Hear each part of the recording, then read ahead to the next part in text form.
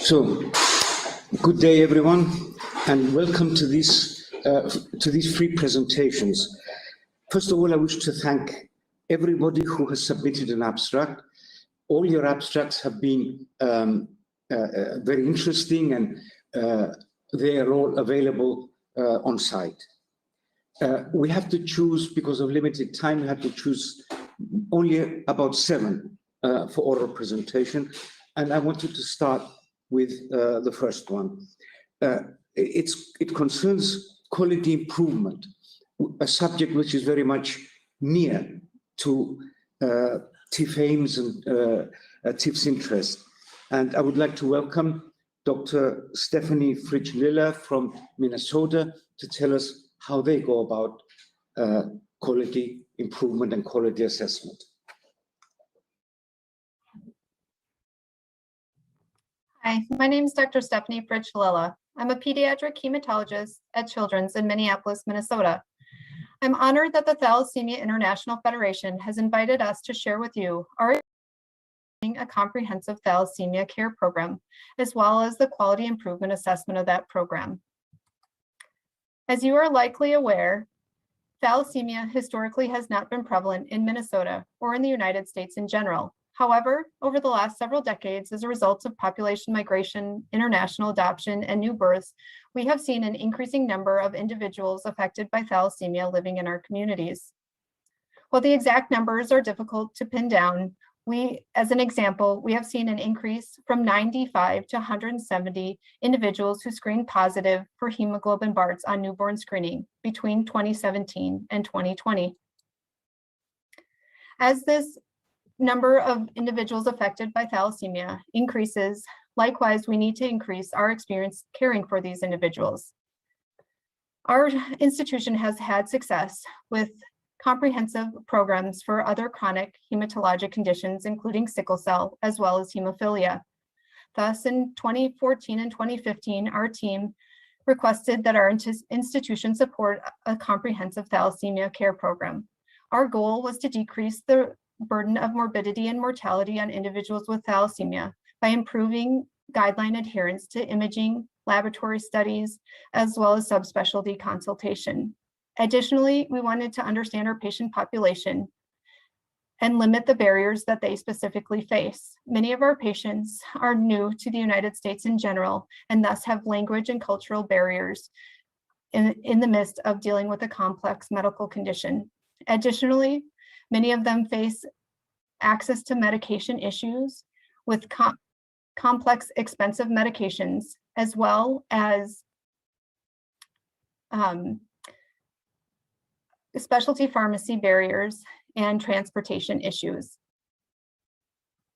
As we were developing the plan for our program, we identified goals including improved compliance with standard of care thalassemia guidelines, goals of maintaining hemoglobin naters at minimum of 9 to 10.5 for our transfusion-dependent patients, as well as decreasing the degree of iron overload and enhancing our understanding of the patient population. We also wanted to communicate the value and importance of this program to our institution for ongoing support.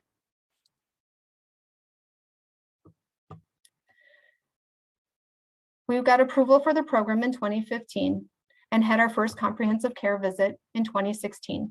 At that time, our team included myself as the pediatric hematologist, a hematology nurse practitioner, a nurse care manager, as well as a registered dietitian. While our program grew and benefit was seen, we had the opportunity to expand providers to include a pediatric endocrinologist, a genetic counselor, social worker, gynecologist, and physical therapist.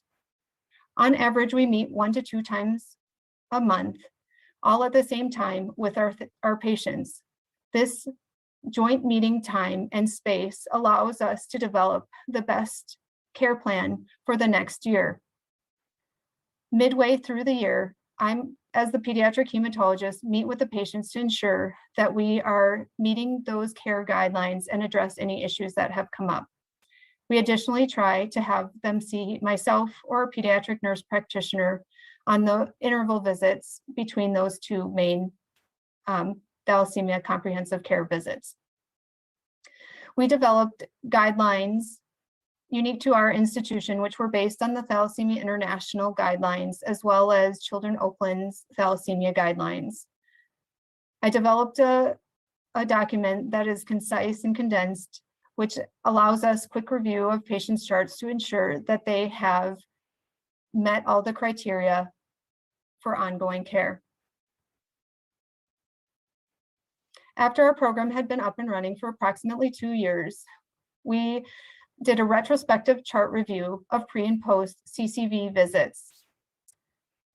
We identified 21 transfusion dependent and 11 non-transfusion dependent individuals who met inclusion criteria. These inclusion criteria included a diagnosis of thalassemia, at least one CCV visit, and at least one pre-CCV visit.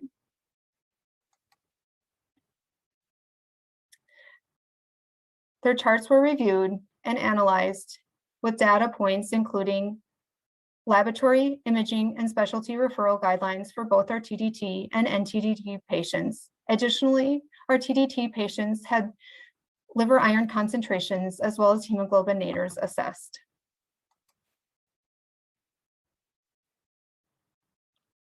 I'm happy to report that we saw an improvement of overall guideline adherence for our TDT patients with an approximately 61% improvement from pre and post CCV visits. A large portion of this was increase in laboratory guideline adherence. This was a relatively easy task to accomplish as our patients were already having labs drawn, and it simply relied upon us reviewing the guidelines and ensuring labs were ordered appropriately. We also saw a statistically significant improvement in imaging guideline adherence for our TDT patients. However, the increase was lower at 5%.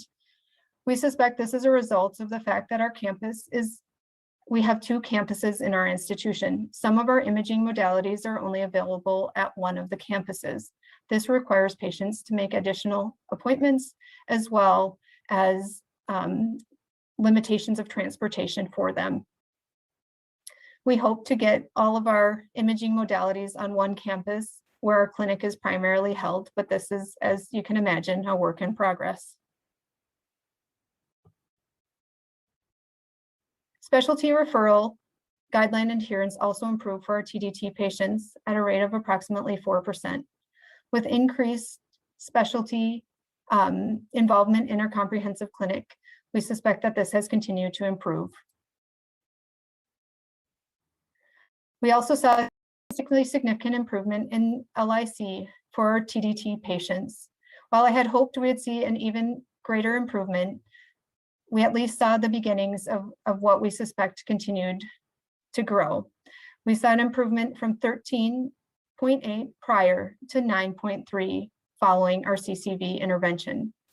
Of note, some of our patients may have not been seen until 6 months before our data was assessed, giving us limited time to make substantial improvement in their LIC. For our NTDT patients, we also saw a statistically significant improvement in overall guideline adherence with an improvement of approximately 38%. Again, a large portion of this was as a result of laboratory guideline adherence, but we also saw an improvement in specialty referral guideline adherence of approximately 24%. We did not see a statistically significant improvement in imaging for NTDT patients. We suspect that this, based on age, as well as the limited number of imaging studies required, prevented substantial improvement. Additionally, our TDT hemoglobin naters were not statistically improved. While many of our data require guideline adherence, this particular guideline is one that is more widely known at our institution and thus was probably being met prior to our CCV establishment. In conclusion, establishment of a comprehensive thalassemia clinic led to improvement in guideline adherence overall with imaging, specialty referral, and laboratory evaluation. Additionally, we saw an improvement in LIC in our patients with TDT. We did not see a statistically significant improvement in hemoglobin naters for our TDT patients. We believe that the benefits of our comprehensive thalassemia care program extend beyond our QI assessment. We have developed increased expertise both within our core hematology group as well as within our subspecialty team. Additionally, we've been able to contribute to efforts in hosting family education events so that our families have better understanding of their disease, as well as we have received grant awards that have helped support decreasing the barriers for our patients with language and cultural limitations. Additionally, we've been able to provide some of our families who have moved from warmer climates winter clothing to help them overcome their first Minnesota winters. I'd like to thank the Thalassemia International Federation for allowing us the opportunity to share our experience developing a comprehensive care program, as well as the quality improvement. I'd also like to thank our patients and families who have been a blessing for us to work with. We have enjoyed facing both the highs and the lows can present and want to work towards a common goal of improving their care. Thank you for this opportunity, and I look forward to taking your questions. Thank you, Dr. Stephanie. You've presented a model which can be imitated by many centers across the globe. Many need actually quality improvement.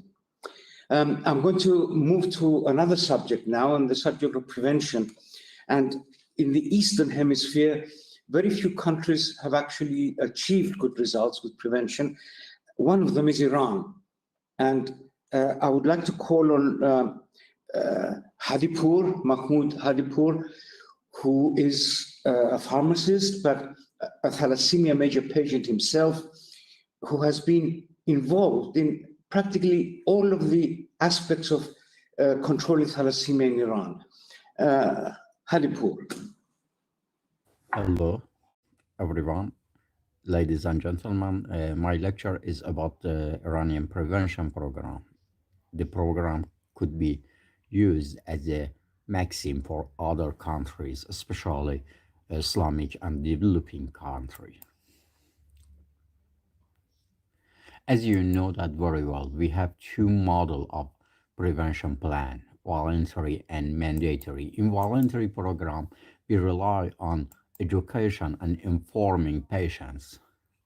And in mandatory program, we should have a mandatory screening, public screening, and we should enforce people with law to do the public screening. The matter is that when we should rely on mandatory prevention, experiences shows that we could rely on voluntary prevention in the area under 1% carrier rate of thalassemia minor. The notion of success rate and the number of new cases is very important to make decision for the future of the prevention plan. As you can see in this picture, in the provinces such as Fars here, we have 27 new cases in 3 years, but in these provinces, the success rate is more than 90%. This slide shows you the notion of the success rate, the fall in the new birth. As you can see here, in 2015, we have 155 patients, but the expectation was 2 more, and we could have fall in the expectation about 1,400 patients.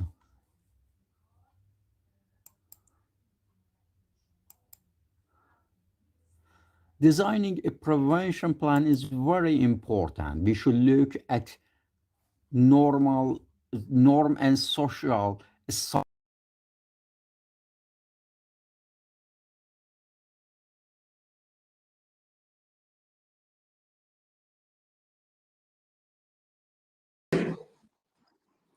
Sorry, I didn't realize that it was completed. So Iran has demonstrated a 90% decrease in the number of new births. Thank you very much, Halipur. One aspect, of course, of clinical care is well known. It's the involvement of technology, and technology is something which is improving and is changing all along. Artificial intelligence, deep learning systems, for example, in the use of MRI is our next subject, and I call on Michael House of Resonance Health to tell us about the progress that they are making with VeriSmart. Hello everyone, my name is Michael House. I should firstly declare that I am an employee of Resonance Health and that Resonance Health is the developer and markets the deep learning device I am discussing today. Artificial intelligence and deep learning methods now offer the ability to deliver quantitative assessments of liver iron concentration in near real time without the need for special expertise in image data analysis. The purpose of today's presentation is to show some results from a new deep learning device for automatically and rapidly assessing liver iron concentration from magnetic resonance images, and to see how the results from the device and a widely available T2-STAR method compare to the reference standard. In this study, 51 adult thalassemia patients, mostly with non-transfusion dependent thalassemia, were prospectively recruited from the National Institute of Hematology and Blood Transfusion in Hanoi, Vietnam, for routine LIC measurement by MRI. Each participant was scanned on a 1.5D Siemens Avanto scanner using the reference method, spin density projection assisted R2 MRI, also known as VeriScan, and a T2-STAR sequence, which uses a single breath hold multi-echo gradient echo sequence to acquire 12 images with increasing echo times. From the MRI data, the LIC of each patient was then measured using 3 methods. The first method was the new automated method called Deep Learning Assessed R2 MRI, also known as VeriSmart, and this uses the VeriScan images as the input. The second method was a T2-STAR technique by Fernandez et others that uses a spreadsheet template to fit the data and calculate the R2-STAR value, from which the LIC value is then derived from the calibration curve by Hankins and others. And the third method for measuring LIC was by the reference method, where the images are analysed by trained analysts at a single ISO certified laboratory following the principles of St. Pierre and others. The deep learning device automatically screens the images to check that things like the acquisition parameters are correct. Of the 51 cases submitted to the deep learning device, 4 cases did not pass the input quality control checks and so were not processed. The reasons for jobs failing the IQC screening were related to things like missing images or inconsistent acquisition parameters. Removing the 4 cases that did not pass the deep learning screening left 47 cases with all 3 LIC measurements. We then used Bland-Ullmann statistical methods to assess the agreement between the methods and the sensitivity and specificity to assess the diagnostic ability. Before going through the results, I'd just like to take a moment to introduce how the deep learning device was developed and its architecture. The convolutional neural network for predicting liver iron concentration was trained on over 15,000 historical SDPA R2 MRI datasets acquired at 1.5 Tesla from 3 major MRI vendors. For each of those datasets, there was a quantitative LIC measurement or label, which was derived from the expert manual analysis of the images. Using a supervised learning process, 2 convolutional neural networks were trained. The first network was trained to select an appropriate slice to analyze from the 11 slices typically acquired. The second neural network was trained to predict the R2 value in the raw spin echo images. Once the R2 value is predicted by the neural network, it is converted to the LIC value via the reference method calibration equation and a report produced. The time taken from uploading the images to producing the LIC report is less than 1 minute. So how do the results from the deep learning device and the T2-STAR method compare to the reference method? On this plot, we have the reference method LIC result plotted on the horizontal axis and the deep learning and T2-STAR methods plotted on the vertical axis. The deep learning LIC results are shown by the red circles and the T2-STAR LIC results are shown by the black squares.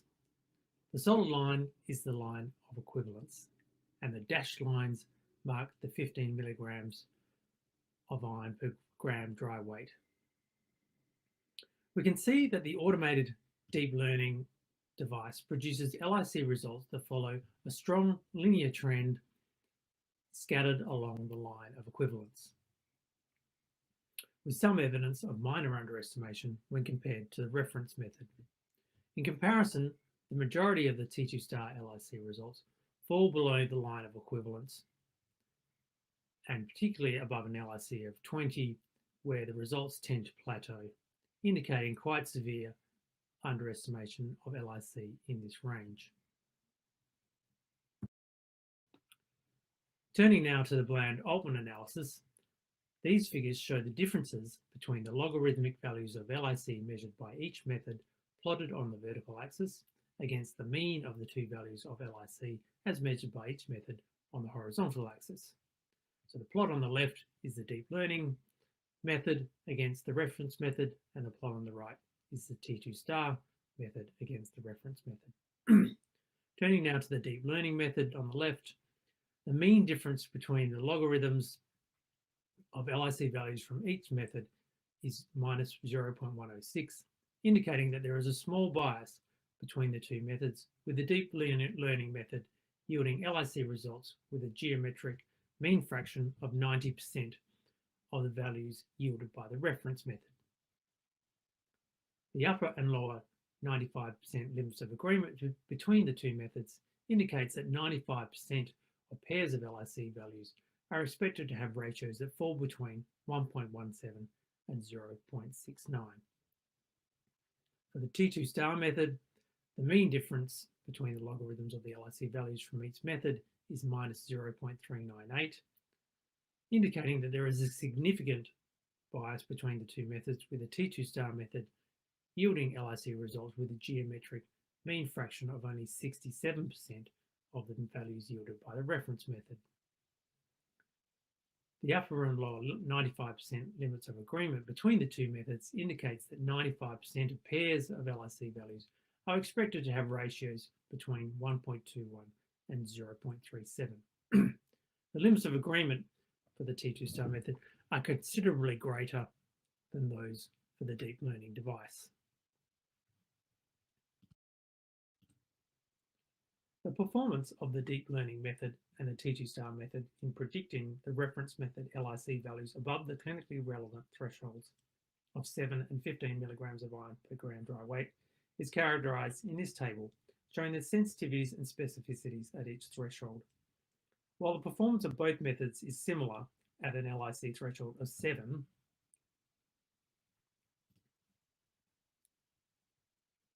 at the critical threshold of 15 milligrams of iron dry tissue, the performance of the deep learning method is superior to the T2-STAR method. In conclusion, despite an overall bias between the automated deep learning device and the reference method, the diagnostic performance of the deep learning method for predicting the manually derived reference method results above the clinically relevant LIC thresholds was clinically acceptable. The lower sensitivity of the T2-STAR method, particularly above 15 milligrams of iron, indicates this T2-star method can significantly underestimate LIC with potentially more risk involved in patient management. Using the automated deep learning method eliminates the need for image analysis expertise and speeds up reporting to an extent that point-of-care screening could be performed and the costs associated with analysis greatly reduced. The deep learning device also screens the data automatically for errors or inconsistencies in the acquisition parameters, providing quality control and consistency to the automated LIC measurement process. Thank you very much for listening, and if you'd like more information, please contact Resonance Health.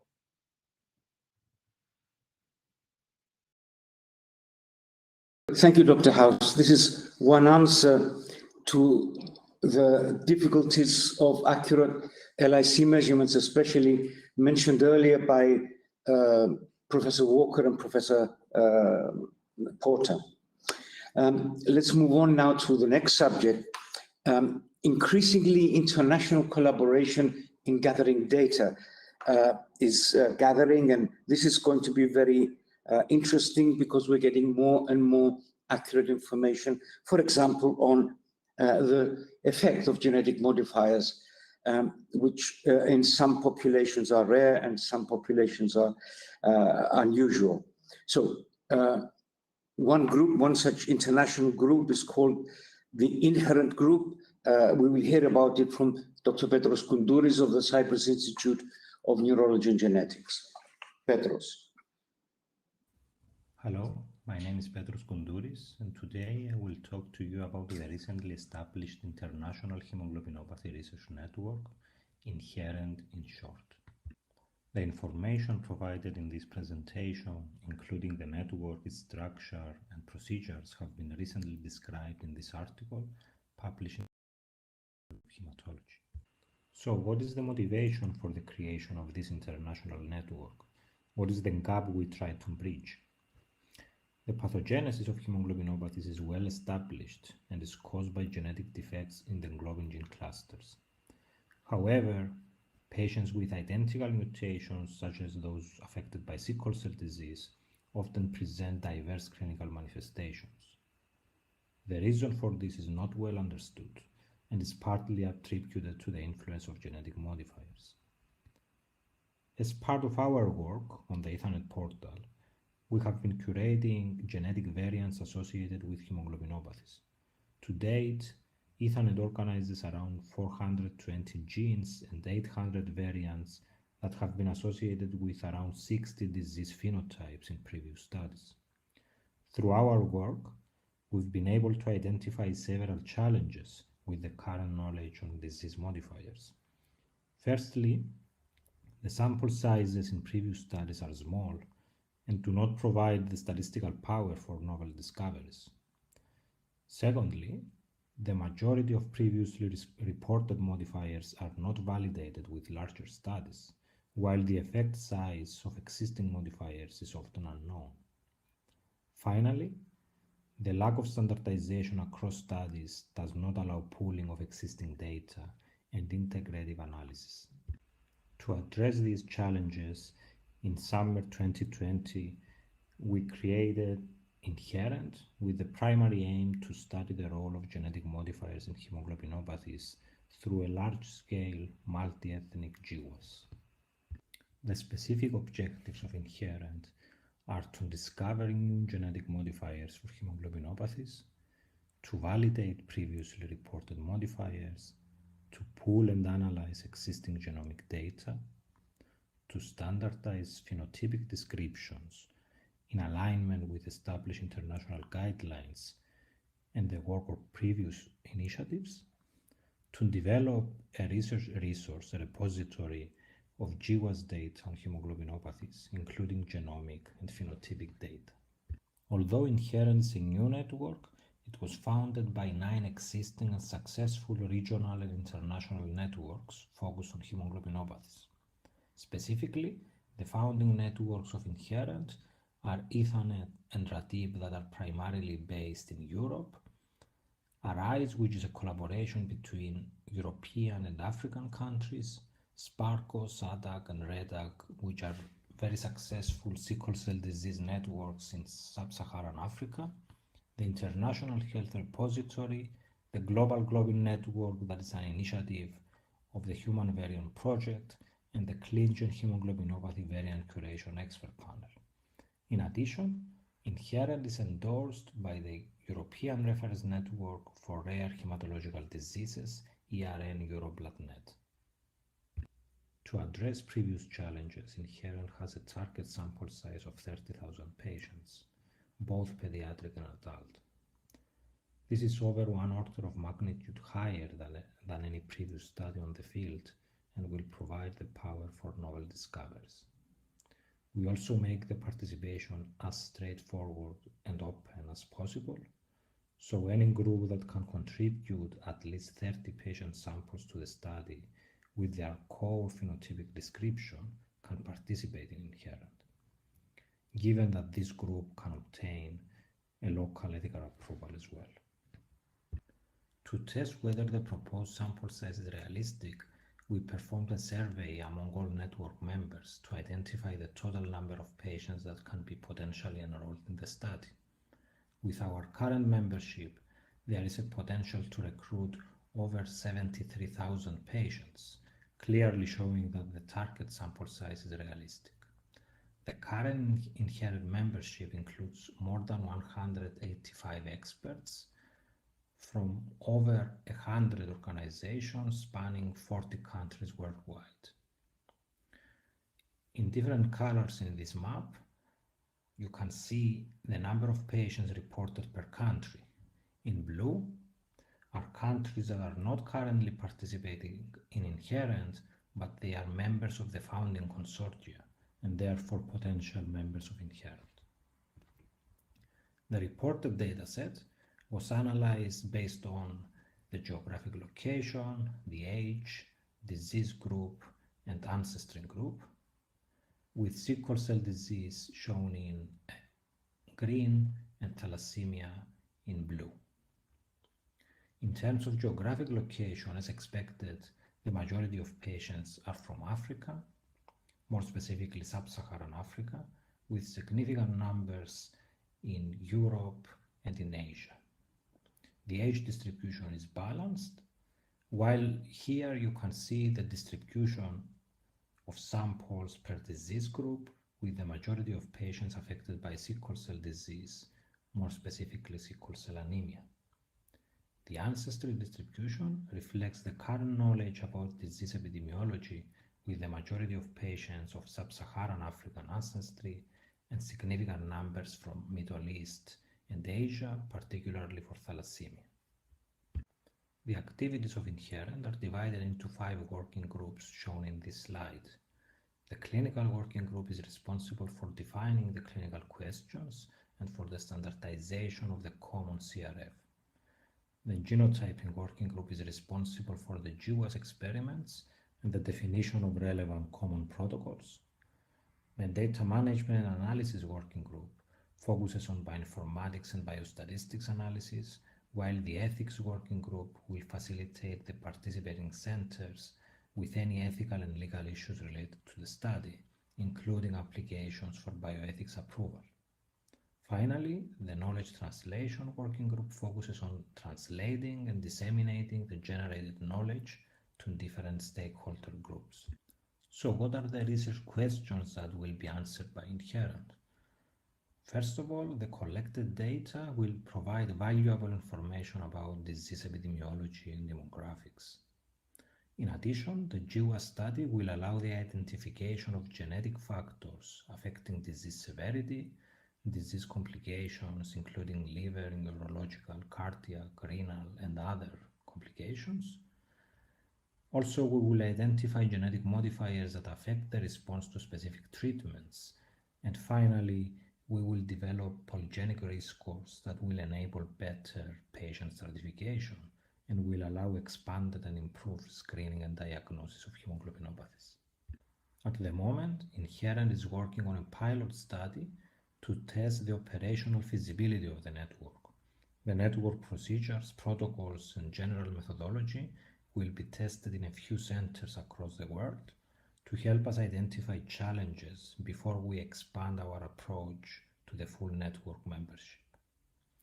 Moreover, the clinical working group is finalizing the common standardized CRF that will be used by all participating centers. The ethics working group is mapping current laws and legislation of participating countries through a survey, while the knowledge translation working group is preparing a survey that will map the current gaps and needs related to hemoglobinopathies in the participating countries. I would like to thank all network members for their contribution and dedication over the last few months. As highlighted in the previous slides, Inherent is an open network, so anyone interested in participating, please contact me at this email address and I can provide additional information. Thank you very much for your attention.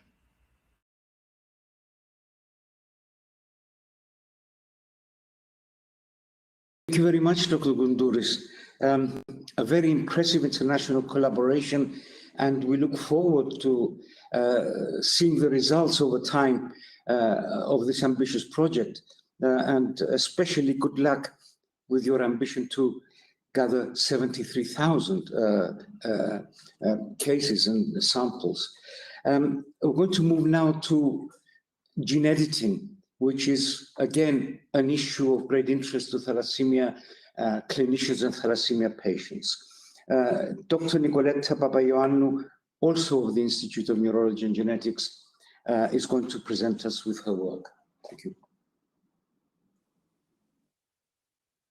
Thank you for joining. This is a presentation about the ClinGen hemoglobinopathy variant curation expert panel. The proliferation of sequence-based interpretation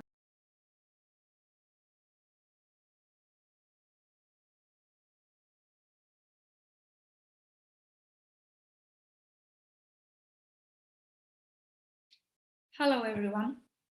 First of all, I would like to thank TIFF for giving me the opportunity to present my PhD work with the title Genome Editing for Beta Hemoglobinopathies Without Double-Strand DNA Cleavage, that I'm currently working on in the Molecular Genetics Thalassemia Department at the Cyprus Institute of Neurology and Genetics. I will start first with a brief introduction. As we all know, beta thalassemia occurs due to reduced production or absence of beta-globin chains, leading to accumulation of alpha-globin chains. The excess alpha-globin forms inclusion bodies, leading to ineffective erythropoiesis and hemolysis. Gene therapy has recently emerged as a concept of beta thalassemia and has already shown promising results.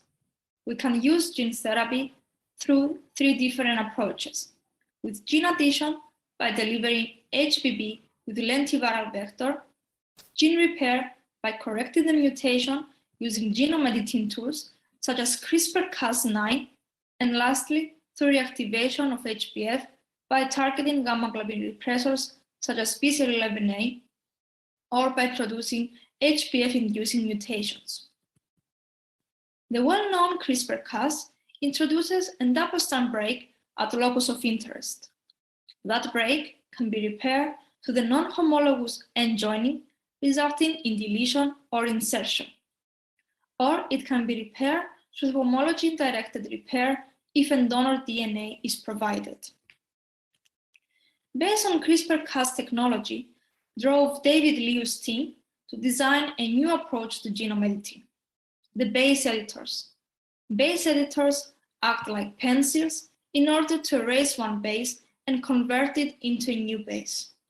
There are 2 flavors of base editors. The first is called cytosine base editor, which is composed with 3 proteins: a partially inactive Cas9 that exhibits Niki's activity, fused to cytidine deaminase, and uracil DNA glycosylase inhibitor. The cytidine deaminase is able to induce C into T conversion and therefore resulting in a CG to TA substitution. The second flavor is called adenine base editor, which is again composed with 3 proteins, but it carries an adenosine deaminase, which is able to convert A into G, and therefore resulting in AT to GC substitution.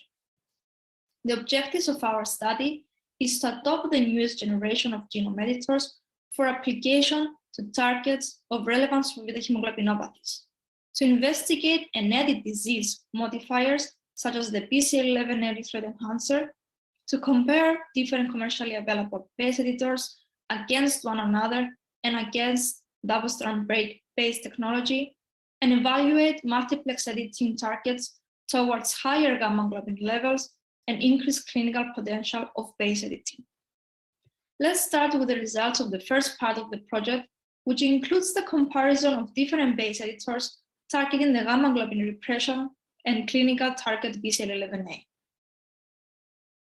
As it was shown by Bauer's group, targeting the GATA1 binding motif within the BCL11 erythroid enhancer resulted in high HbF induction. Based on that, we decided to compare 10 different base editors using the same gRNA.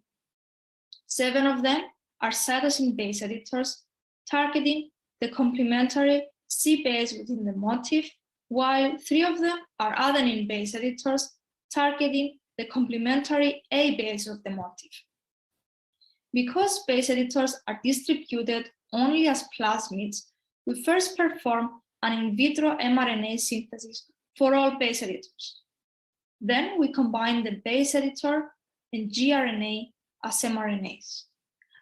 Then we nucleoaffected human umbilical-derived erythroid progenitor cells, or HUDEP2 cells, with that combined base editor and gRNA.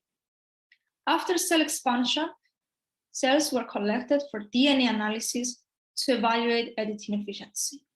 Edited HUDEP2 cells were subjected for erythroid differentiation and were collected for functional analysis to evaluate HbF induction and BCL11A and gamma globin proteins. The Sanger sequencing results were uploaded in the editor software that gives the specific plots. The red box shows the editing window within the gRNA.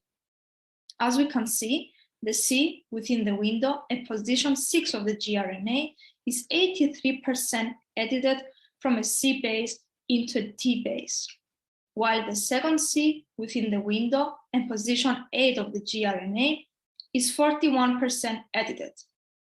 After analyzing all the combinations, the editing was detectable only in 4 out of 10 base editors plus Cas9. Then BE4PP gave the highest editing, while the AB max gave the lowest. CP1012 has a wide editing window, and therefore C14 and 15 were also edited. The analysis of HbF induction was evaluated with HPLC on days 4 and 9 of HUDEP2 differentiation. Here, we see a high HbF peak of edited HUDEP2 cells compared to the control. After quantification, we see high HbF induction of edited cells. The highest HbF increase was observed with the B4PP base editor, reaching up to 22% increase, while the lowest with the AB max. In general, base editing shows higher HbF induction compared to double-strand break-based technology. The analysis of BCL11A and gamma globin protein levels were also evaluated with immunoblots. Here, as we can see from the immunoblots, and after quantification, there's a reduction of BCL11A protein after editing. And here, as we can see from the immunoblots, and after quantification, there is an increase of gamma globin protein after editing. Now, let's move on to the second part of the project, which is based on a multiplex base editing targeting transactive factor, BCL11A, and corresponding cis-regulatory elements. As it was shown, targeting the BCL11A erythroid enhancer induced high HbF levels. Performing double base editing targeting BCL11A and a cis-regulatory element, we aimed to induce higher HbF levels. This time, 2 different gRNAs were combined with 1 base editor. HUDEP2 cells were nucleoaffected with base editor and 2 gRNAs as mRNA. cells were collected for DNA analysis to confirm editing efficiency, and after erythrodifferentiation, HbF induction was evaluated with HPLC analysis. The editing efficiency results for the first gRNA targeting BCL11A showed 74% and 35% editing of the C bases to D bases within the editing window. For the second gRNA, we see that both targeted C bases were 31% edited. The analysis of HbF induction was evaluated with HPLC at days 4 and 8 of HUDEP2 differentiation. As we can see from here, there is an HbF peak in the edited HUDEP2 cells compared to the control. And after quantification, we observe high HbF induction of edited HUDEP2 cells compared to the control, reaching up to 28% increase. To conclude, we managed to establish base editing technology in Cyprus. We established a superior mRNA-based delivery and a multiplex base editing. Up to this point, our findings show high-level HbF induction by targeting the BCL11 erythroid enhancer GADA1 motif, and a further increase by duplex base editing targeting transacting factors and corresponding cis-regulatory elements. Finally, we show a potential for a superior, higher, and safer HbF induction compared to current clinical trials for beta hemoglobinopathies. Lastly, I would like to thank the head of our department, Dr. Marina Kleanthous, my supervisor, Dr. Karsten Lederer, the rest of Genome Editing and Therapy Group, Petro, Panayota, Lola, and Basma, the whole molecular genetics thalassemia department, our collaborators, Dr. Tony Kathelman and Dr. Michael Antoniou, once again, the Thalassemia International Federation for giving me this opportunity, and of course, thank you all for being here today. Thank you. Thank you very much, Dr. Babaioannou. Your research is impressive, and anything that will make gene editing and the future cure of thalassemia easier and more efficient is welcome. Thank you very much indeed. We're moving now to another international consortium, the ClinGen hemoglobinopathy variant group expert panel, it's called, which looks at or gathers data on the effect of the clinical effect of variants. It's going to be presented by Dr. Coralia Stefanou, again, of the Cyprus Institute. Coralia. Thank you for joining. This is a presentation about the ClinGen hemoglobinopathy variant curation expert panel. The proliferation of sequence-based diagnosis and subsequent interpretation and reporting of genomic variation necessitates the collection and reliable annotation of potentially pathogenic variants. However, this is a resource-intensive process, often influenced by expert opinion and differences in methodologies and thresholds across clinical laboratories. The Clinical Genome Resource, or ClinGen, aims to create an authoritative central resource that defines the clinical relevance of genes and variants for use in medicine and research.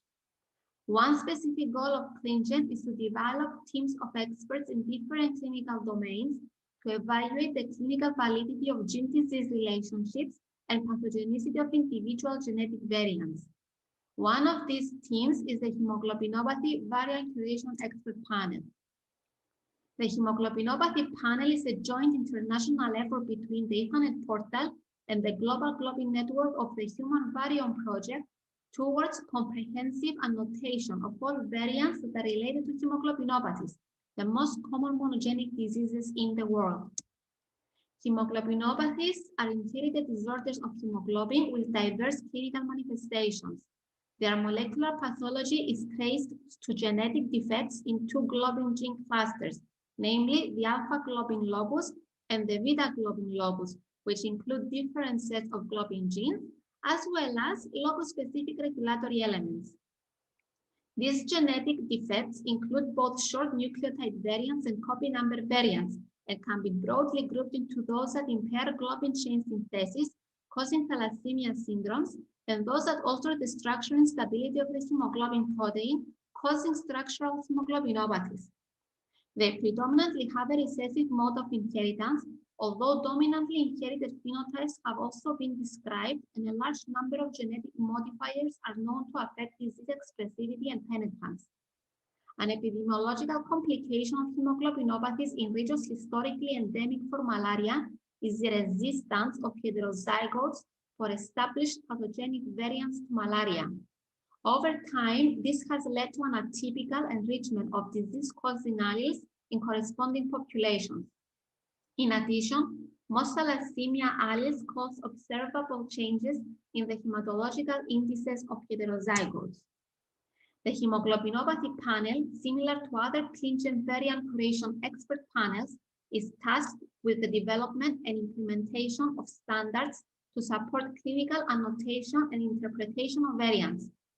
One tool that has helped with variant interpretation is a 2015 American College of Medical Genetics and Genomics and the Association for Molecular Pathology Guidelines, in brief, the ACMG-AMP guidelines. These guidelines use different types of variant evidence criteria and establish a 5-level terminology system to classify variants as pathogenic, likely pathogenic, of uncertain significance, likely benign, or benign. These guidelines were designed for general use across different genes, diseases, and inheritance patterns, thus necessitating the application of expert judgment when evaluating and weighting evidence for the interpretation of variants. The application for variant curation expert panel status is reviewed in a stepwise manner by ClinGen. Step 1, which defines the scope and membership of the panel, has been approved by ClinGen in December 2019.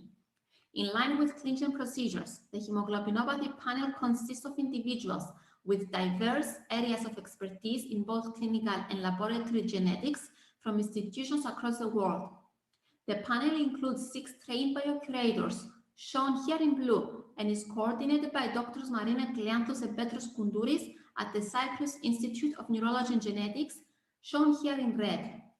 The link to the ClinGen webpage of the hemoglobinopathy panel is at the bottom right of this slide.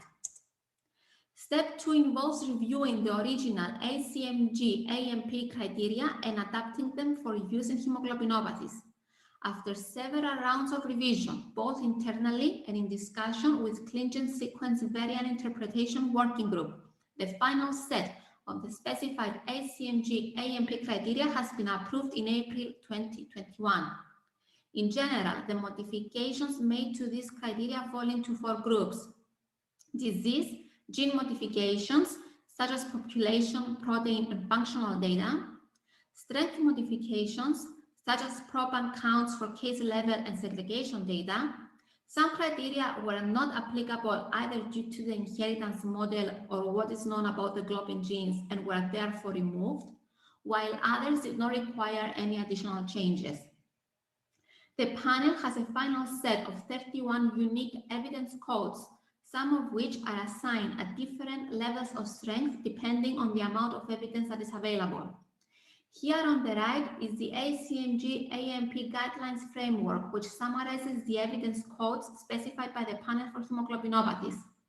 The rows show the different types of criteria evidence, which assess variant frequency in the general population, variant types with disease causality, protein domains and mutational hotspots implicated in disease, disease and trait phenotypes in probants and families with observed segregation, in silico predictions, and functional evidence. Each piece of evidence is given a unique code and is assigned a direction, so either benign or pathogenic, but also a strength, which is identified by a column as supporting moderate, strong, or very strong. A final classification of pathogenicity is derived by combining these codes according to the 5-level terminology system described before. Towards step 3 approval, the hemoglobinopathy panel has already initiated the process of testing the specified criteria in a small set of known globin gene variants in a pilot study. Briefly, the pilot study involves teams of 2 biocurators per variant who perform evidence collection and baseline curation in separate spreadsheets, followed by presentation of the full evidence on a live call with all biocurators. During these calls, disagreement among biocurators is either resolved or a case is made for discussion with the experts. Biocurators then enter all evidence online in the Clingan Variant Curation Interface, or VCI, and provide a provisional variant classification for each variant. Both the evidence and the interpretation in the VCI is then presented to the full panel for review and final classification. The panel either approves the variant classification or resolves discrepancies through this consensus decision-making. This review process often results in some data cleanup and error removal, and will ultimately lead to further specifications and minor adjustments of the rules at the end of the pilot. In terms of variant selection, the panel chose an initial set of 43 variants across 3 globin genes, HBB, HBE2, and HBA1. All variants have a recessive mode of inheritance since the evidence criteria are specified for recessive hemoglobinopathies. All variant interpretations are linked to one of 3 disease entities, namely beta thalassemia and related diseases, sickle cell disease and related diseases, and alpha thalassemia and related diseases. The variants were selected to be representative of the type of variants we usually see in hemoglobinopathies. The spectrum of variant types is diverse and includes both coding and non-coding variants, the majority being missense. Loss of function is a known mechanism of disease in hemoglobinopathies. Therefore, null variants such as nonsense, frameshift, spliced donor acceptor sites, and initiation codons are underrepresented in the pilot set. This is because in such cases, the PVS1 rule of loss of function will apply, which is a very strong piece of evidence, and on its own will classify variants as pathogenic. So the idea of this set of variants was to test as many rules as possible and cover a range of classifications. The bulk of variants selected are known to be pathogenic or benign based on expert opinion, while a smaller percentage remains unspecified and also includes variants of uncertain significance as reported in ClinVar. Up to this point, the panel has tested the specified criteria in 36 variants. 26 rules have been applied out of the total of 31 rules. There is good coverage of both pathogenic and benign criteria, and most were used more than once. The pathogenic criteria were used the most, mainly because of the variants that were curated. Among these, the 4 criteria that were used the most are marked here with a star and include PS3 supporting, functional data, PP1 strong, segregation data, PP3, computational data, and PM2 supporting, population data. These represent evidence that is available for most variants, especially missense variants, and it is not surprising that they were used in the majority of cases. The evidence curated comes mainly from publicly available data, but the panel has recently started using internal laboratory data. So with this new data set, we will expect to see an increase in the use of criteria that have to do with proband counts, such as PS4 and PM3. The pilot study is currently ongoing. To conclude, the panel has recently published a paper that discusses the process and challenges for gene and disease-specific adaptation of the ACMG AMP criteria to evaluate all available evidence relevant to hemoglobinopathies and the globin genes.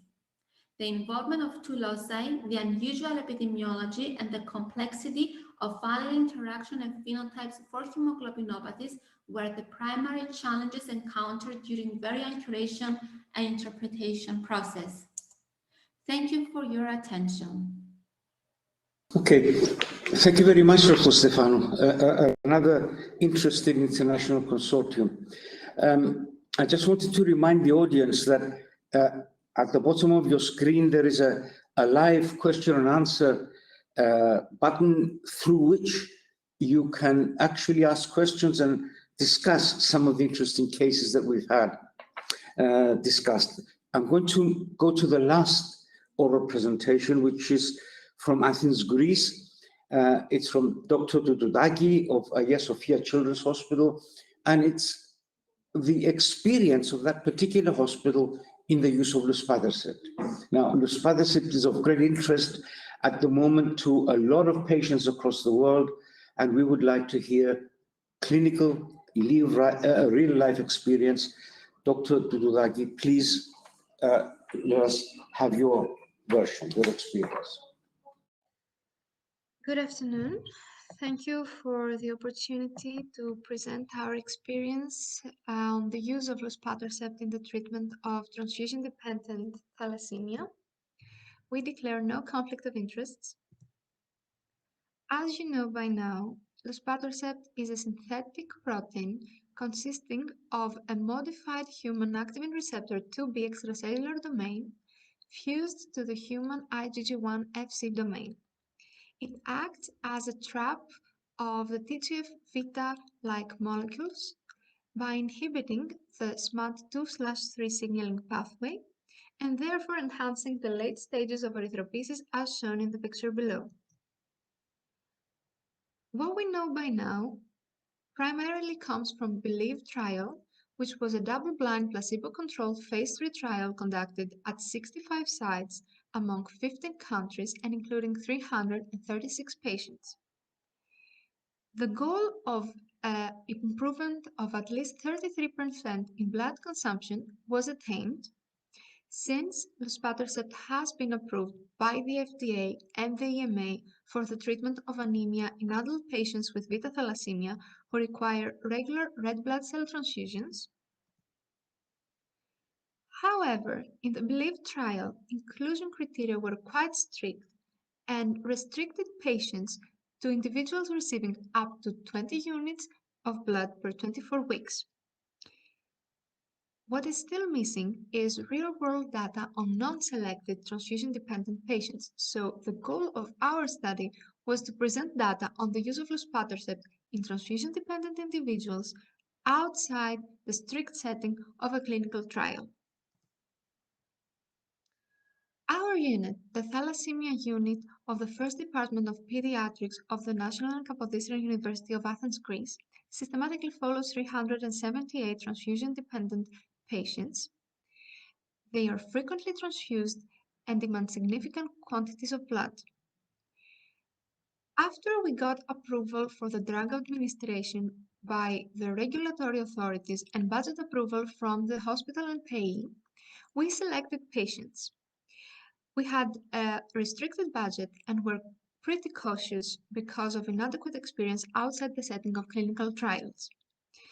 The patients we preferred were firstly those who approved of getting the treatment, and especially those who had some kind of beta chain production, some amount of beta chain production, difficulties in their transfusions due to difficulties in cross-matching or more difficult blood groups, and preferred patients who lived outside of Athens, especially patients who came from islands, because their transfusion sessions intervals increase would have a significant additive effect. Up to September 2021, 19 patients had received at least one dose of luspatercept in our unit. However, the ones we report are the 10 transfusion-dependent thalassaemic patients that had already completed at least 3 months of observations. Their demographics and dosage are presented here. The data captured also. So, blood consumption was decreased in all of the patients during the first trimester, more or less. What we have noted here is the genotypes of the patients, the amount of beta chains produced in each patient, and we have also calculated the mean decline of blood consumption, which was approximately 20%, ranging from 290 mL to 1,680 mL. 2 patients had already completed the second and third trimester of therapy, of luspatercept therapy, during September 2021. However, even though both had some extent of blood consumption reduction during the first trimester, their needs for blood increased during the second trimester and remained steady during the third trimester. Both patients decided to discontinue therapy in the end of the second and third trimester accordingly. Here is the percentile change of blood consumption reduction during the first trimester of treatment, which ranges from 9 to 30%. This translates to 1 to 7 units of blood during the first trimester. We consider a decrease in blood consumption significant if it translates to more than 3 or more units of decrease, since this equals to at least 12 units of blood decrease during the whole year. As far as hemoglobin is concerned, some patients had a decrease in hemoglobin, whereas others had an increase. We partially attributed these results to the change of frequency of transfusion sessions. Most patients decreased the number of transfusion visits to our unit. The mean change was 0.9 visits decrease. As far as adverse events are concerned, 9 out of 10 patients presented to our clinic with adverse events. The most common side effects were bone pain, arthralgia, and myalgia, whereas less common side effects are noted. Most side effects were grade 1 or 2. No serious adverse events were reported. No new side effects were reported. All biomarkers, uric acid, LDH, creatinine, showed mild increase. However, there was no significant change. As far as blood pressure is concerned, blood pressure was also increased in half of the patients. However, this increase was not clinically significant and did not demand any medication. In conclusion, real-world data in patients with selection criteria are different in our study from the ones reported in the trials. We focused more on patients with higher transfusion burden. Its efficacy, the efficacy of luspatercept, was heterogeneous. However, this might be underestimated as not all 12 weeks intervals have been analyzed, since patients did not visit our clinic weekly. Also, the observation period started with the first dose. Despite the percentile decrease did not reach the criteria set on the BELIEVE trial, there was clinically important reduction in transfusion burden in more than half of the patients. Toxicity seemed acceptable in transfusion-dependent individuals, and there were no new concerns. Longer follow-up and increasing number of patients are still required in order to be able to individualize long-term therapy based on response criteria. Thank you. Okay, thank you very much to Daki. This is a very interesting, actually, presentation. There is hunger, if you like, in the international patient community, especially, to gather data on real-life, real-world data on the effect of luspatercept. I wonder if you have considered the possibility of pooling data with other groups, because what we're getting is 10 patients here. We would really like to know what happens to 20, 30, 100 patients that are unselected and not under the strict criteria of a clinical trial. Have you reached out perhaps to other centers to pool data?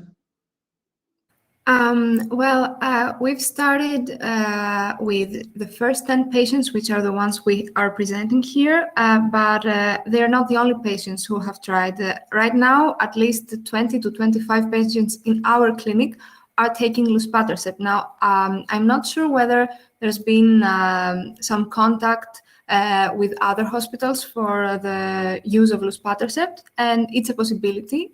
But we are expanding the amount of patients taking luspatercept in our clinic, taking under consideration that still the budget is strict, that it is a treatment that demands some financial support and approval by the authorities. So yes, we are trying to expand the amount of patients taking luspatercept, receiving luspatercept. And monitoring their results, obviously. Okay, thank you very much indeed. It is important that, of course, the issue of cost and getting financial support for this is going to be an issue in many countries indeed. I was hoping for some more questions actually, but I don't see very many coming up. So I'm going to continue the discussion with at least one question from me to Dr. House concerning your very smart, the machine learning technology, which is now being promoted. But I just wondered how many countries or how many people are actually using very smart at the moment?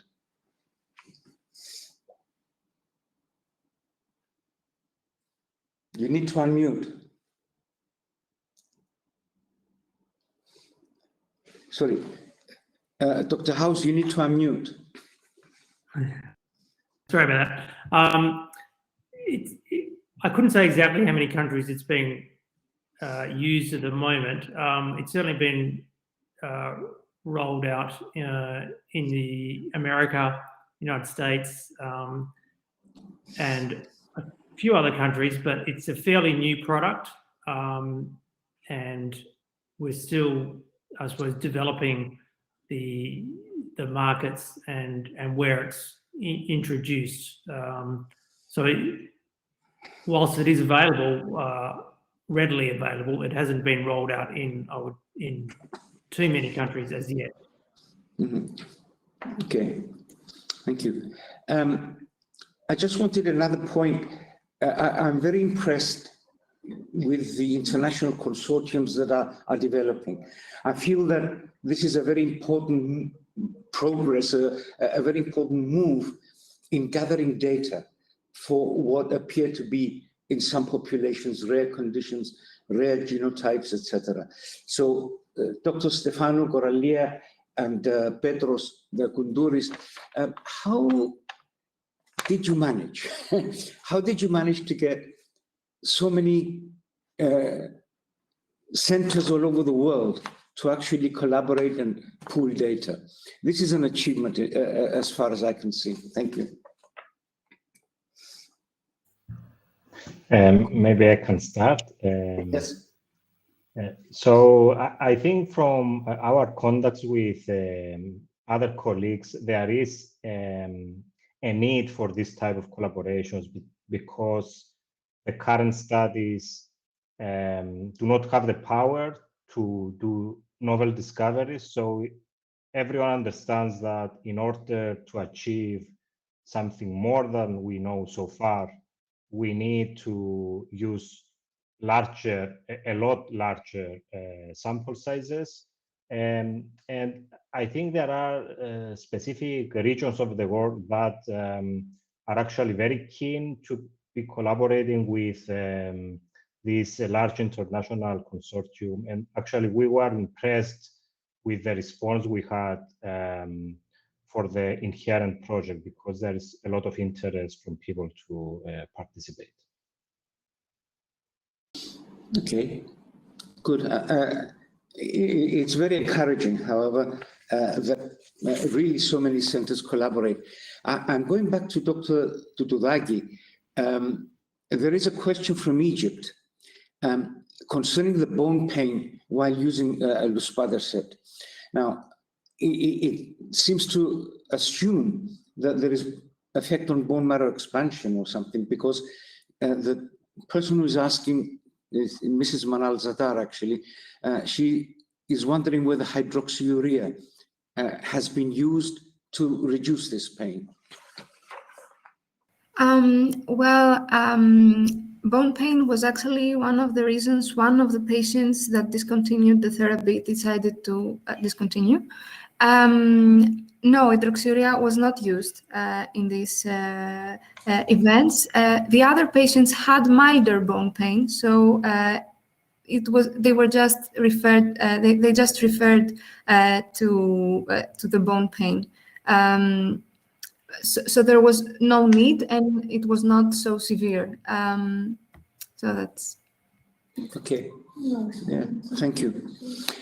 All right, I don't see any more questions, and I don't want to monopolize the discussion. So I'm going to remind everybody that apart from these oral presentations, one more question. Okay, there are a lot of other abstracts posted, all of them with interesting subjects.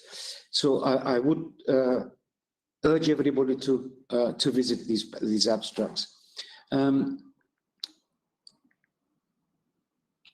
Yes, and somebody else, Dr. Ramdani, is actually thanking Dr. Dududagi about your data collection and analysis, and what is your view about the trial of luspatercept in children? I guess she's referring to treating younger age groups.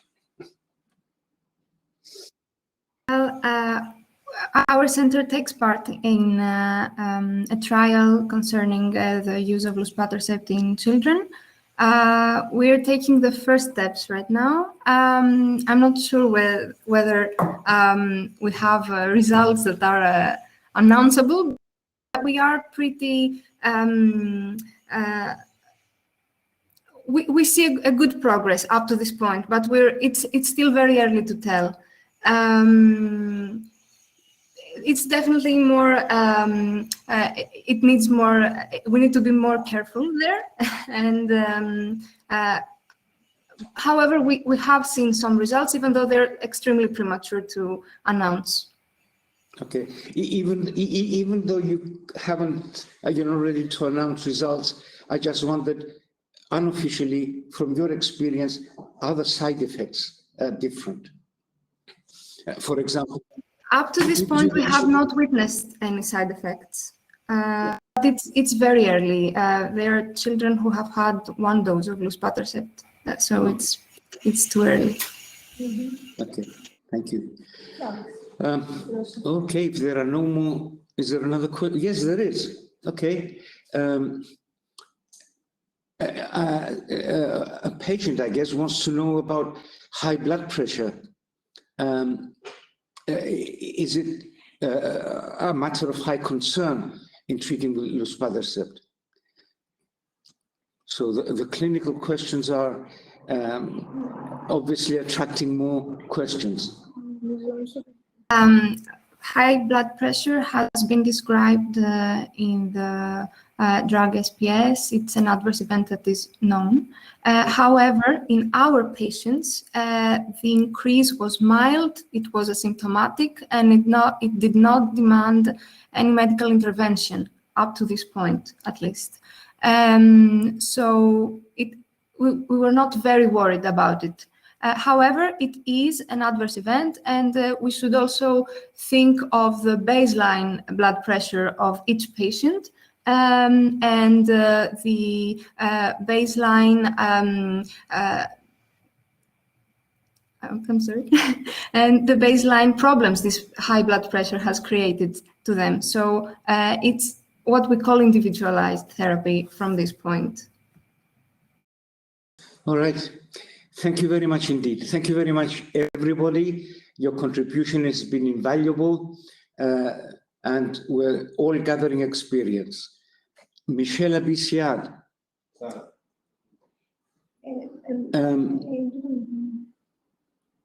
How long would you wait to see the results with luspatercept before you discontinue treatment? I guess this depends on how each patient individually tolerates, but yeah, go ahead. Yes, a reason to stop the medicine is a serious adverse event, obviously, and also the SPS indicates that we start with a dose of 1 milligram per kilogram, and if after 2 consecutive times of receipt, they have not had any result, we then change the dosage, we increase the dosage to 1.25 milligrams per kilogram. If after 3 consecutive doses, the patient has not had a significant reduction in their blood consumption, or they do not tolerate, then we discontinue the medication. Thank you. I just have to inform the audience that we're going to have a full session on innovative therapies later on in the conference, and some of these issues are going to be discussed again. Thank you very much indeed, and hope everybody continues to watch this interesting conference. Thank you. Thank you.